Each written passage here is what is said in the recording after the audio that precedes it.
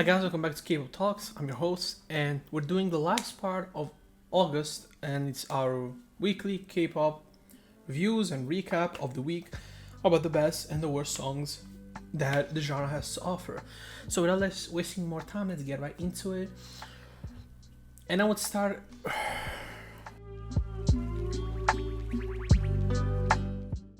And I'm gonna start with IVE After Like. Really good song. I would say the quality has been very consistent for them this year since their debut. 11 maybe it's my favorite, but I really like this. The concept is the same, the ideas are the same. It's always this very chic, glamorous way of approaching the music, the elegance. The vocals are really good here. I think the chorus is the best out of the three they've done. It's the most interesting one. And yeah, IVE is at this point an established group. This song has like 7 million views and like not even that much since it came out. It's killing it. Yeah, I mean the song came out like a week ago, more or less, and it has 60 million views. They have a big Korean fan base because of Wonyoung and specifically, and also a big Western fan base because of Wonyoung specifically, and they're killing it. Starship is doing a great job. The only thing I understand, people telling me they come from a small company. Starship is not a small company. They have a lot of groups and they have a lot of successful groups and a lot of artists, and as far as I understand, they have even actors and stuff like that. So they're not a small company. Let's remove that narrative already early in their career because it's ridiculous in my opinion. Next we have CIX with 458. It's a fine song. I think it's quality. It's definitely good. But it's very similar to stuff they've done in the past, so I'm not necessarily surprised in any way. I think it's a quality track. It's fun. It's aggressive. It's very fourth generation K-pop style of music. And there's nothing really more to say. You probably heard songs like this a million times this year already. Leo from Vixx is back with Losing Game. It's a pretty good song, actually. I really enjoy it. It's sexy, it's elegant, the vocals are amazing. I like the production, it's simple, but it's very effective. And Leo again, it's just the fact that he's back, I'm happy. He has been inactive for some time. I think mainly it was because of COVID. So to see him back, and I think he was also in the military early on, and then he came back. So, now he relaxed a little bit. Now he's back, and I want to see him more active because he is a guy who's extremely talented. And I think he's somebody that people don't really remember too much as being, one of the original like all-around great idols. A guy who can do a little bit of everything and doing amazing, in an amazing manner. So, which is what really a common thing in the entirety of the Vixx group, in my opinion. But Leo was one of the standouts in that sense. Next we have JB with Rocking Chair. This is his first song leaving AOMG. And it's a ballad. The vocals here are very, very good. I think I haven't heard JB sing this cleanly in a long time. And the quality is there, obviously. He does a great job. There's not really much to complain about it. I think it's a quality track. I've enjoyed it. And I can see if you're a GOT7 fan and a JB fan, you'll enjoy it as well. Next we have Blank Key or Blank 2Y with Fuego. It's classic 4th generation K-pop in every way. The drop, the production, the way they rap, the way they sing, the way they approach the chorus. It's kind of boring, personally. I wouldn't listen to it again. But if you're a fan of the group, I would assume this is the type of style that you expect from the group. Personally, as I say every time, why would I listen to you when I can listen to groups do it better overall? And this song is not bad, but it just, again, it has no original aspects to it, in my opinion. Next we have Applekey with Chance. This is just a fun song. It's a vlog style about them like touring, I think in Korea. I don't know if they were in Korea, if they're outside of Korea, I have no idea, but regardless, this is their tour, and so they record these kind of, vlog type of lifestyles, famously, one of the videos of FX has the same thing. I think it's All of Me was the song. It has the same style. It's them going touring, I think in America, not in Korea, but probably also in Korea as well. And it's a fun song. It's lighthearted. It's very summer-like vibes, and it's very enjoyable. There's nothing more to say. It's a different thing from Applekey at least, and it's cool to see. DKB, they're back 24/7. It's a fine song. I enjoy it. It's definitely on par stylistically with what they've done in the past. I've enjoyed more Roller Coasters, other stuff. Was it Rollerblade? I don't remember the name of the song, but I enjoy other stuff they've done in the past more. But this is a good track. The vibes are good. It's very R&B, very kind of classic early 2000s boy groups. The vocals are okay. I think there's even a rapping section here, if I remember correctly. Like they're rapping a little bit, and it's a fine like. The song itself is not bad, but I feel like from DKB I was expecting more because I actually think they're a really good group, and also the Brave Brothers do a very good job producing them. So I wanna see better because I know they can do better. But the song itself is not terrible in any way. Junji, Be Mine, and this is from Only One Of. This is their Idol Underground project. This is their number 3 song. It's my least favorite out of the 3. I would assume mainly from the production aspect. It doesn't fit at all with the other 2 songs they released. I understand because it's supposed to tell a completely different story and everything, but I wish it was a little bit better, you know, specifically the production wise, because the other 2 songs, the production carry, whether it's Begin and the other one, which I don't remember the name because I have a terrible memory, but these songs, the production carry way better than this one. This one comes off a little bit short, and it makes the song, at least for me personally, a little bit less enjoyable. The video is definitely more aggressive when it comes to the gay stuff, if you want to call it that way, than in the other 2 where it was a little bit more subtle. Here it's a little bit more aggressive, and I enjoy it. I think it's cool in a way, you know. Next we have an SM Station Yeti featuring Sam Kin, and Sam Kin, it's not a feature, with Nap Time. It's a very cute song, really good, kind of ballad, R&B-ish Korean song. Sam Kim's vocals are amazing. Yuri adds very good vocals as well. I've enjoyed it. It's a very enjoyable track. At least Yuri is doing different things outside of the group, which is cool to see, you know. And I wish also Joy and Wendy, Solgi and Irene did more of that, you know. Definitely Wendy out of all of them, but I understand, you know, like these, you know, they all have different works and they all do different things. So, you know, eventually maybe one day they'll do that and they'll make me happy. Next we have Twice with Talk That Talk. I was re-listening to the chorus because, you know, I remember listening to it a couple of times, more than that actually. I was like, you know, I'm not sure about the chorus, so I give it a listen, and, you know, it's just okay. I think the song overall, it's okay. I think the main reason why they had this comic was because they've announced they already signed their contracts, therefore they just have a song. They've had 1 million pre-sales, all that bullshit, you know, that fans really care about in general, and the song is fine, but I think Twice, as I always say, can do a little bit better. This is, to me, compared to most of their other comebacks, a little bit more on the rush side, but the song is enjoyable. Definitely, I know the only thing I want to comment on is, you know, Jonghyun, there was a fan cam of her dancing, right? And obviously, because she had, if I remember correctly, surgery and stuff like that, she gained weight, obviously, right? And the comments were funny to me because a person was saying, "Oh, it's fun to see Jonghyun like this because they with long hair because they will always make her playing the tomboy." And I was a little bit confused because, as far as I remember, and I've been a fan since day one, they've never made her play that role at all. There always was Chaeyoung, that was her role in the group. But it's funny they say that in a way. Regardless, the song is enjoyable, but it's the same structure. It's not like they said, "Oh, listen, we're doing something different for this important situation." It's the same thing, same structure, same approach from day one. And guess what? It works, but at least they always bring a little bit more variety, which is something I think Blackpink hasn't done in ages. But yeah, it's a fun song. And yeah, I think they lived up. I think we can safely say that out of this first part of their career, they lived up to Girls' Generation. You know, I still think Girls' Generation is better, but you know, they lived up to the name, and they've actually always consistently make great music, which is what I think the nation girl group of Korea should always do, and they've done that. Wano, Don't Hesitate. I would say this is a trend out of the songs that I've talked about now. This production I don't like. I don't like the chorus. Out of the ones that Wano released, this is my least favorite track he has done.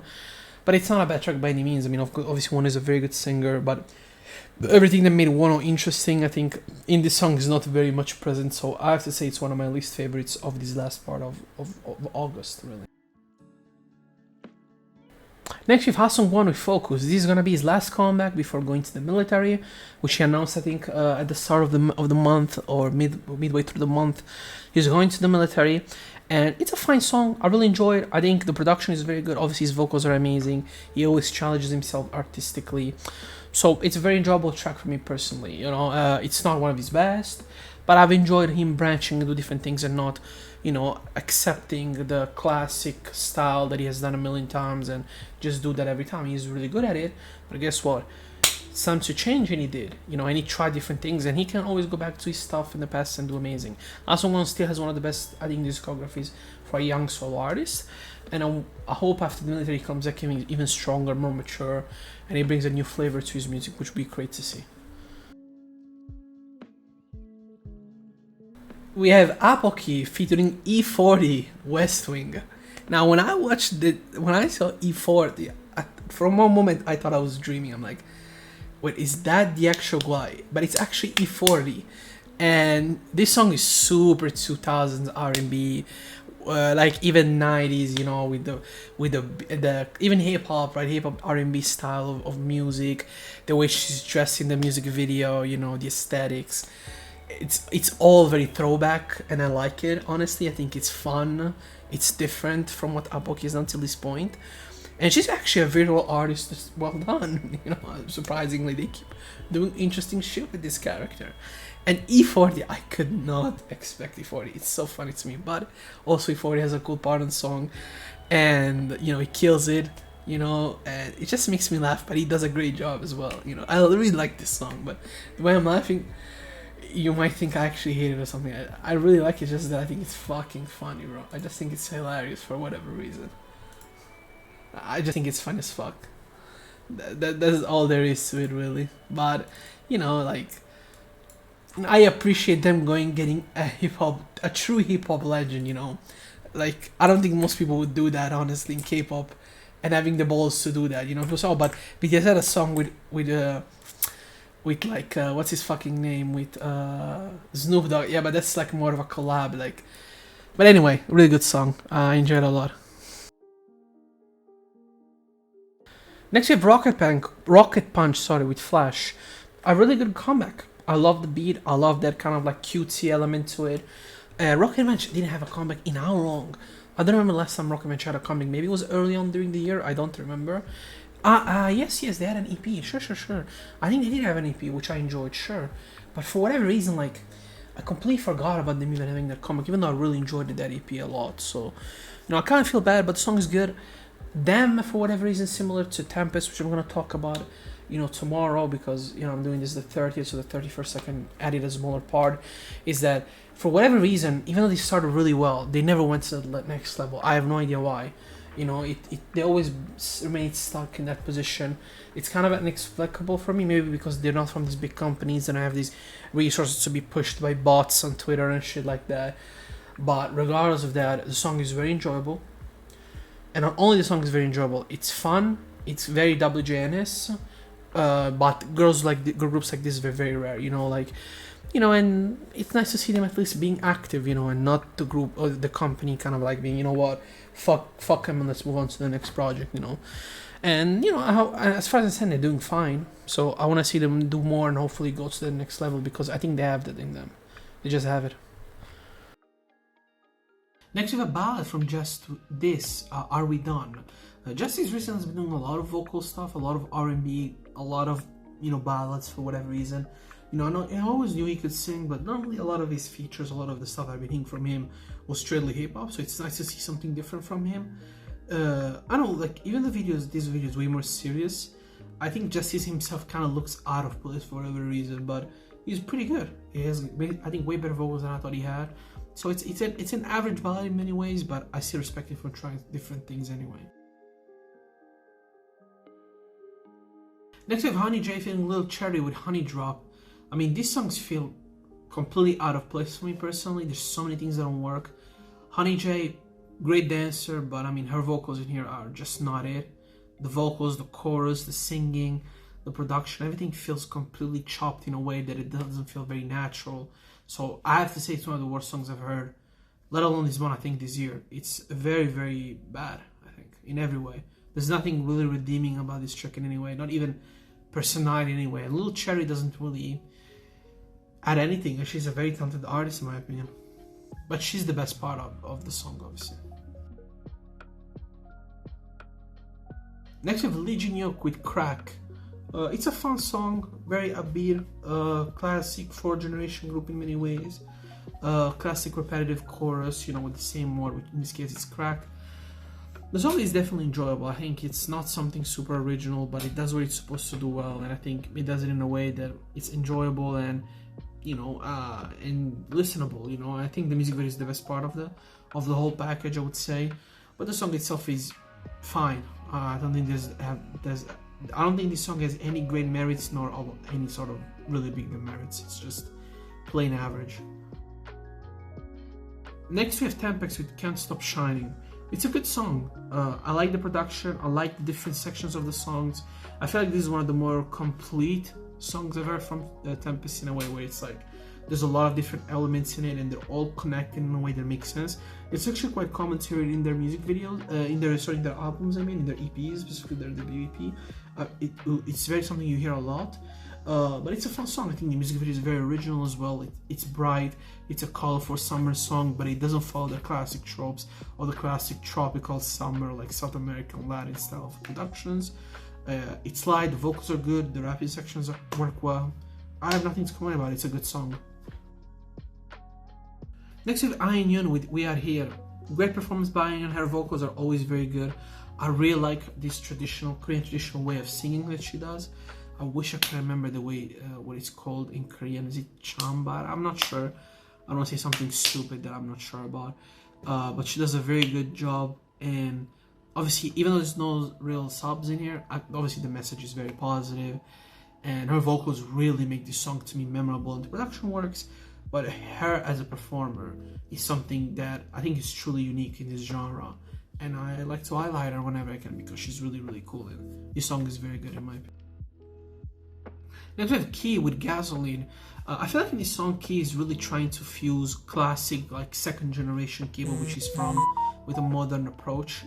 The music video is so like mid 2000s, early 2010s, with this way of dressing, like sometimes the aesthetic of music videos, but also the production and the way he approaches the song in the stylistic from a vocal standpoint. Fuses this older style with this newer style in a way that I actually think it's enjoyable. You know, there's nothing more to complain about it. I think it's pretty fun, and yeah, it's a good song. I wouldn't personally go back to it that much, but I appreciate the effort from him specifically to do something a little bit different and not go the classic K-pop route that he could have went and made it easier for himself. So this means he's grown as an artist, and compared to his debut, this is a little bit more interesting to me and makes me interested as him even in the future, whatever he's gonna do. So like this outfit he's wearing here and this scene of him in a cage surrounded by all, like, it's very mid 2000s, early 2010s.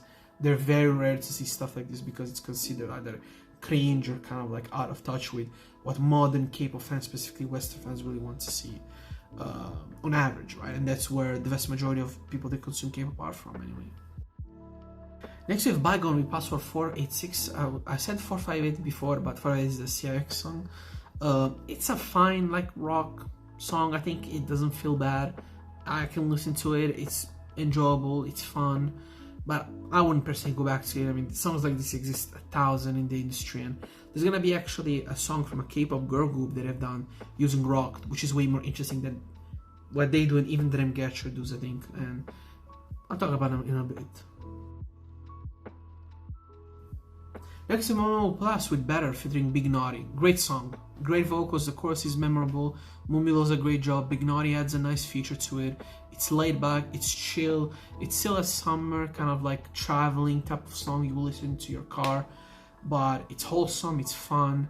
You know, this is the type of shit I want to see Mamu do more and more. This is the best Mamu, but it's also the Mamu that doesn't do the numbers. You know, if you look at historically what are their biggest numbers, are their classic 4th generation K-pop type of songs, you know, which are not bad. I like Hip, I like it's not Ding a Ding, it's yes, I think it's Ding a Ding, right? These are good songs, but you know, I think, you know, 2016, 2015, 17, I think Mamamoo was way more interesting, and I think I think they recently they've done it also with Mama Much, which is a great song and also pretty solid EP. I felt like they really had that going on for them, but it didn't do the numbers of the previous songs. So I wouldn't be surprised if by the time it's toward the end of the year or next year, they bring that element again into their music and add that. Also, Big Naughty in a music video. What the fuck? I never see the guy really without glasses, so it's nice to see him actually being a human being. And then as I say this, he appears in the music video with glasses. Anyway, it's a good song. One of the best ones I've heard this month. And definitely stands out again as why Mamamoo I think is one of the greatest girl groups ever, just in terms of music, let alone achievements, stuff like that, which is fine. But their music and their ability to consistently renew themselves artistically and stylistically, it's commendable. Very few groups, I think, in history of K-pop have done that consistently to the point that it's something to highlight every time we talk about this group. Next we have Day 6, Even of Day. There's only 3 of them as of now, but I enjoy this. You know, people know me as if you ever watch even one of my videos, I'm not the biggest fan of Day 6, but yeah, this song is fun. It's actually really fun. I feel like this style of rock or pop rock they were going for surprisingly fits them very well. And it's fun, it's cute. I love the chorus in here actually. I think the production works very well. I enjoy it. You know, this is definitely way more pop than rock in any way, but it's still very enjoyable. I personally really enjoyed it a lot. And I think if you're a fan of Day 6, it's gonna be a little bit different from their style, which is a little bit more mature, let's say, and a little bit more adult, with quotation, which it's stupid to say, but that's how I think most people could view that. Next we have Billy with Ring My Bell, What a Wonderful World. And this is the rock song I was talking about, because this is a rock song. I haven't heard a K-pop / rock song fusion this well done in a long time. And the production is sick. The vocals are good. The rapping sections have improved. You know, they weren't bad before by any means, but they feel more complete in the song. And the rock sections really hit hard, and their vocals sound like what a rock star would sing like. They've put a lot of effort, and their company, which I always forget the name of their company, is doing a great job at actually giving us an artist who's not only giving us good music, because you can give us good music, but you can clearly feel the effort with every comeback, with every concept.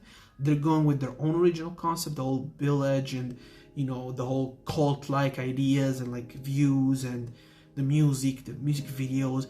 They're not following any sort of big trend, which is cool to me. And they have a clear style, and they have everything, I think, to be big. Now, the only thing that will stop them to be big is, I think the only thing that could stop them is their music style. I feel like they really are not following any sort of big trends. And, you know, even with New Jeans, people can praise New Jeans as much as they want, but as far as I understand, I could check right now, I'm not really sure. Their most popular song, which is Attention, has 20 million, which is their debut. But Cookie, right, High Boy, all these songs are amazing, by the way, I'm not denying this. Like Hurt, they don't even get to 10. So I like the way they've debuted, but I could literally look at the numbers and say, you know what, we have these girl groups who are doing way better, so let's change their style, because Promise 9 is doing great, for example, but Promise 9 already had a specific style before they went and joined IVE and stuff like that. So the way I see it is, I hope they don't change style the same way I hope actually New Jeans doesn't. I think they could be the two next. I could, you know, I've said that I don't think there's a true fifth generation. I think groups like New Jeans, groups like Billy, I might even make a video about it. They could be the start of a fifth generation. Like, they sound completely different and completely detached from the groups that have came out before, which is super fucking cool. And I don't think there's a boy group. Maybe Luminous is the closest I can think of a group that does that. But I feel like boy groups are truly still trying to focus on that aspect, because the money you can make in the industry by following the standards is way easier than if you actually just try to be a girl group, which again, as people don't want to admit, it's a way smaller market in the K-pop industry compared to boy groups. Obviously, because the vast majority of people that consume K-pop are female, and obviously I would say the vast majority are probably straight, so they may be more interested in the male groups in general, and that's why I think they're very successful. Now, of course, there's outliers like Twice, Blackpink, but these groups were always successful regardless of the hit of the big jump in K-pop in terms of popularity. These groups could benefit in the long run with more people staying, but the only way I can see them exponentially grow to become one of the biggest, it's very hard for me to say it. But I think in terms of quality, they're there. I think these two groups, I think them and New Jeans could be the start of fifth generation. I was thinking about it for a little bit, and I was like, they could be, because they do sound so different than everybody else. And I truly think they have something that also other girl groups don't have.